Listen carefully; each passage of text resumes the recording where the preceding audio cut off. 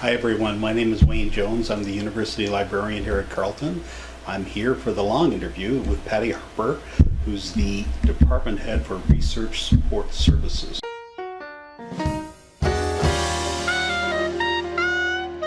Yes. Just before we ended our short version, I said there were at least four things I wanted to talk about. Okay. One was basic numbers. What kind of adjustment is it to go from 3 staff to 25-ish staff? It's a lot harder to get consensus with 28 people or 27 people. Depends on what's going on. It also requires a lot more organization because you need to keep track of all the work that's going on. And but at the same time, you have to trust people to be able to manage their own work, right? But overall, you have to make sure that the goals that the department has said they're going to accomplish get accomplished. So you need to understand what's going on. Otherwise, working with a lot more opinions, so it's important to consider people's opinions, and when you have that many of them, it takes a little bit more consideration at times. But I find that the easiest way to work with a large group of people is to create working groups and to create groups of projects and that people can work on themselves and then report out to the group and that sort of thing. It doesn't mean I have to be involved in I don't need my fingers in everything. Right. Yeah. And even if you should, you don't have the time to have I don't have 27 fingers. So it's just I'll verify that. Yes, yeah, I don't. That's true. Yeah. So I think that was a bit of a learning curve at first, is that I don't have to do everything. Right. And really I shouldn't do everything. So it didn't take me long to discover that. Yeah, that for sure. there's just no possible way. The other thing is time management. I think that had a little bit of learning curve as well, of what I should be spending my time on and how much of it, and you really shouldn't be bringing everything home with you. If you can't get it done during the workday, then it should be carried over. Definitely. And also with 28 people, there's always something personal going on with somebody. So I think I was already a very compassionate person before, but I feel that that's a real benefit when you're working with so many people, is to have that compassion that you bring to work with you. A lot of us are sandwich generation, I guess is what we're called. So we have aging parents and children that we have to that we're responsible for or working with, and so that puts a lot of added pressure, and that can sometimes at work people feel that pressure. And so I think it's really important as someone in charge of the department to have compassion for that. For sure, very important. And actually what you're saying about pressure too, it's not as if just even apart from the numbers, like it's not as if you came into a department, you're coming into it, was it being informed at the same time. Mm-hmm. So there's it's not as if you had a template to work with or 10 years of practice. There was two departments ceased, they combined, and then you have that. Yeah. That's an issue as well, right? It was, but it's an issue, but it isn't an issue. I think the staff in the new department came up with a name. We had a vote and came up with a name. So that was a really great sort of day one of our name and our moving forward. I think that having the biggest thing when you embark upon something like this with such massive change is to understand that people deal with change at different rates. Right. Not everybody embraces change. I love change. As I said in our short interview, I love change. I love being on the cusp of change. I like when change is quick and gets done, and you see beginning to end in a very tight timeline. But not everyone's like that. Some people are terrified of change. Some people are resistant to change. Some people want change, but they want the minutia of all the details. They don't want some of the vagueness that's required in order to do change. Some people want you to rip that Band-Aid off and get it over with. They don't care how dirty it is. So everybody's different, and that is probably the single biggest learning curve that I had. That just because I'm comfortable with change doesn't necessarily mean everybody else is comfortable with change. So then part of my job is to try and help those who are resistant to change to navigate it, to deal with it, to find their place within that change. Because once you can see yourself within it, then it makes it a lot easier to move forward. And speaking of people being in it, the other thing I was referencing too was that not only did you have a department that was brand new, but I mean, over the past year, the hiring of people coming in and people on terms and new people here and people retiring. It's all been been a whole flux meter. Yeah, thing, right? I think I've just finished my 16th hiring committee this year. So I'm learning a lot about that process. Right. I really know how to write a great resume now and a good cover letter after seeing so many. But I think it's a real opportunity to add some people to the library that maybe are different than what we have, what we might have. It's a real opportunity to bring some people in with different perspectives, because it always works well with some maybe more traditional perspectives. I think it's all good when we bring some new people in and people move around, and it keeps things fresh. Right. I don't have any negative to say about people's ideas, but I really like that input of new. Yeah.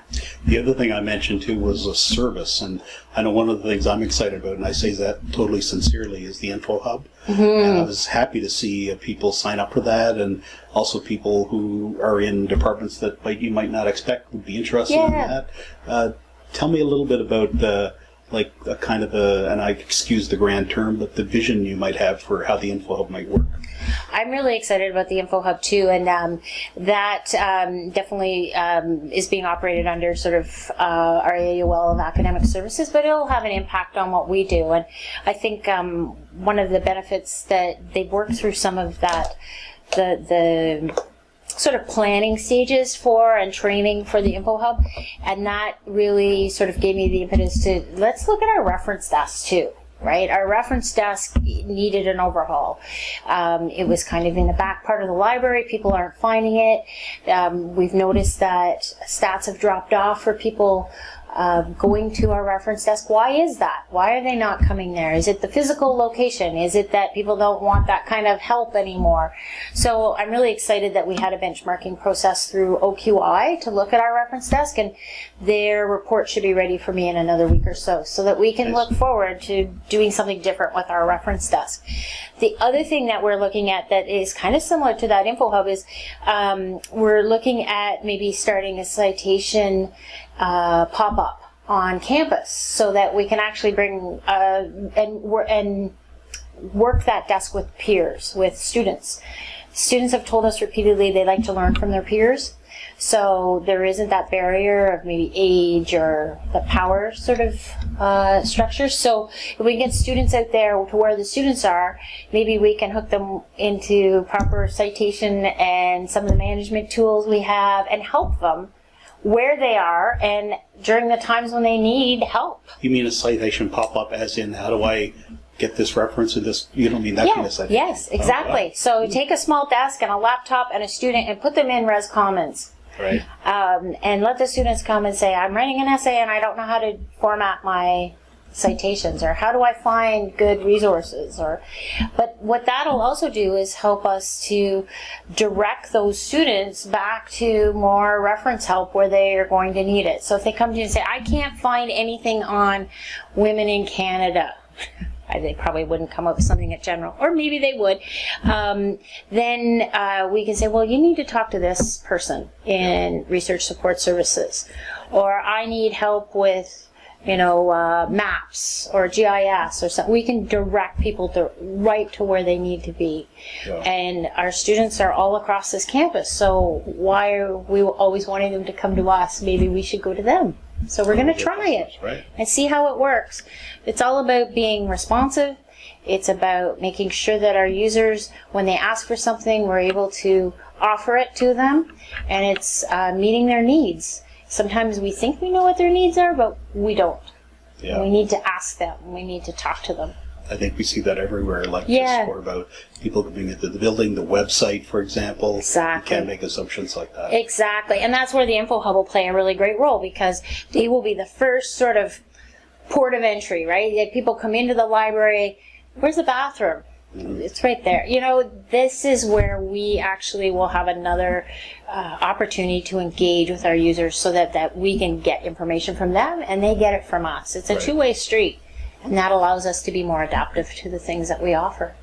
Another thing that changed, of course, with some of the staffing that's happening, and I've sort of lost track a little now on this, but the collections coordinators, right? That's a new model it is. in RSS. Do you want to talk a little bit about that and what kind of changes you might see from that? Well, right now, as you mentioned, it's a large department with 20-some people, and everybody has an incredible expertise and specialization in their subject areas.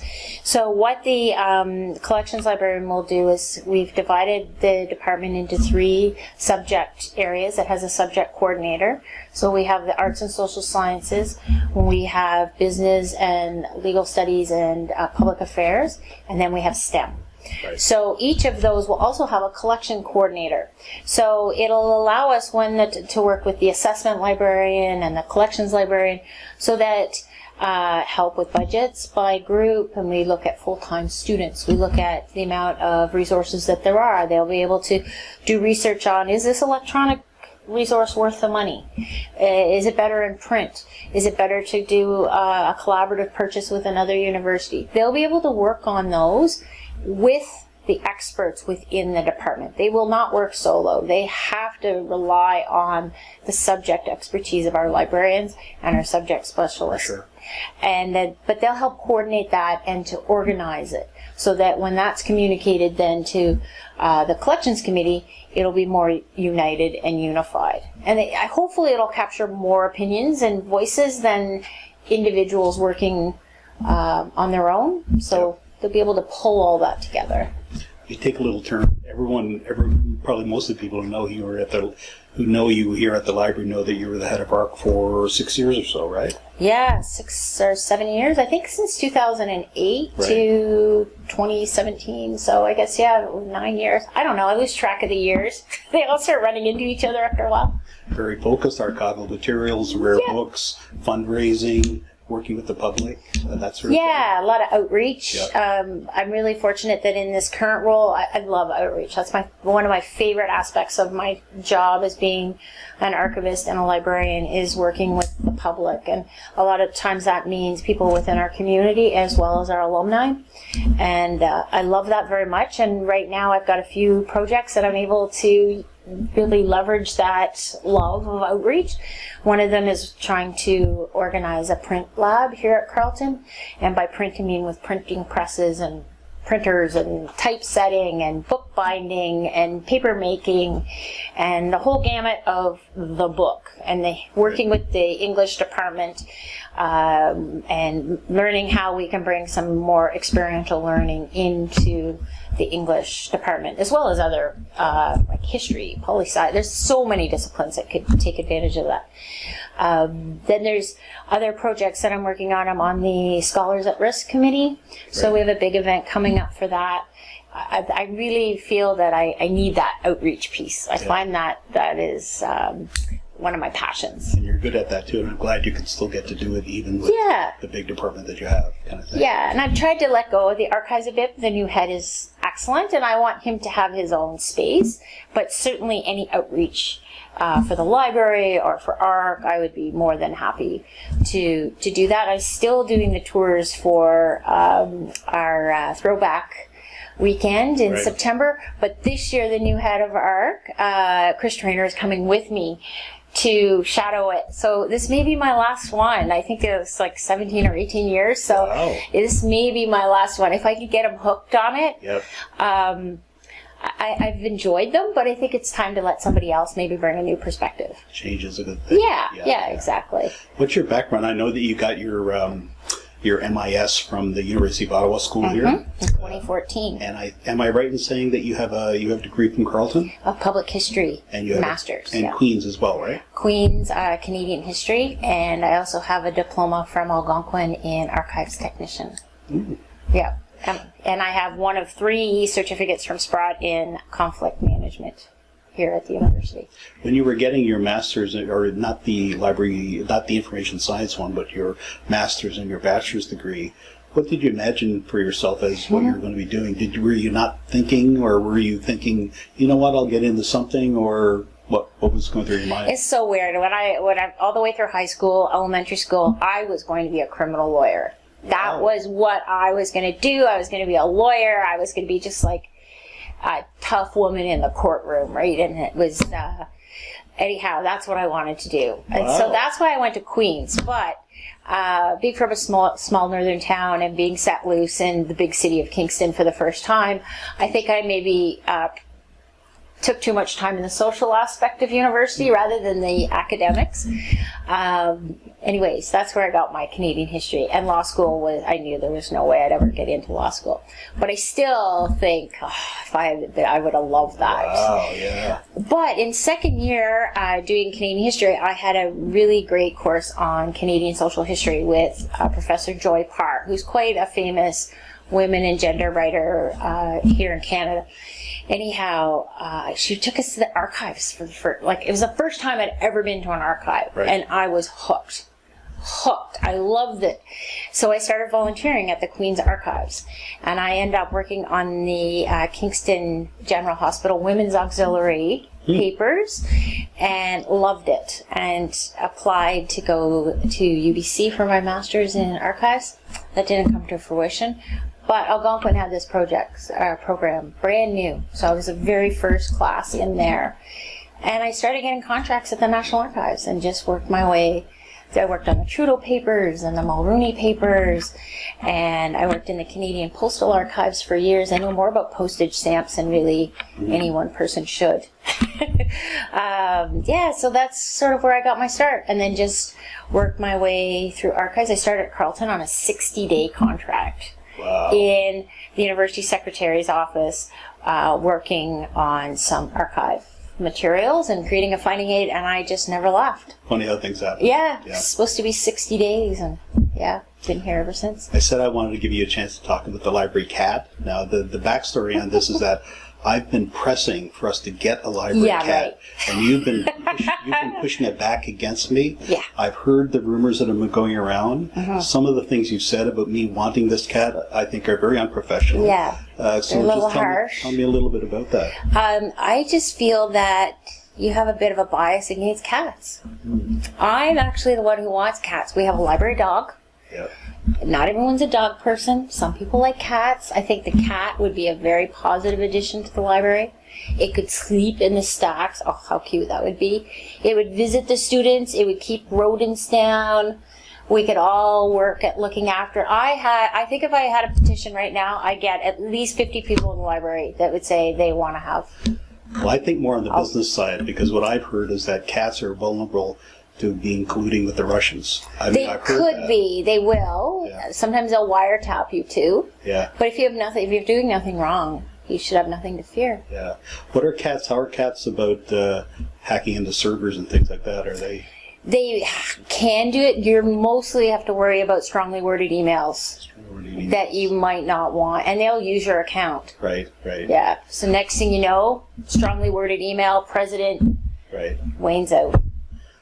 Right.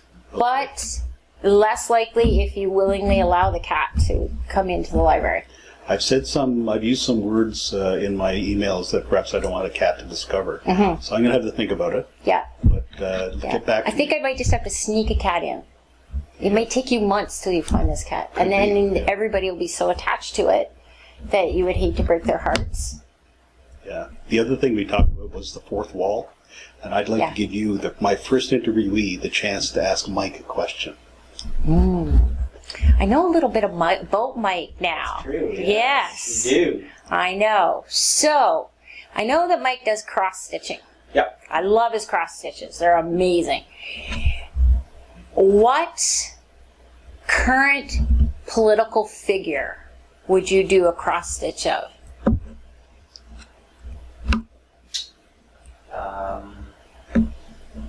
Alexandria Octavia-Cortez, probably. Wow, nice. Yes. Pretty good.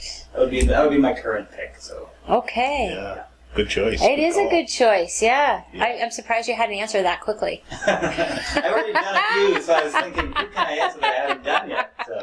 I know, and everyone I suggest he's already done, but I haven't seen them. So I don't know if you've seen his cubicle fully complete with photos of her. The whole Exactly. so I know. it's been a bit of an issue. although Mike did teach me that I have a bunch of toys in my office on my shelves, and he told me they're not toys; they're now collectibles. So I guess when you get All to matter wording, yes. what age do you get to where it becomes a collectible and not a toy? I don't know. It's always been whatever age I am. So Yeah. I'm So not I sure. feel like I have collectibles.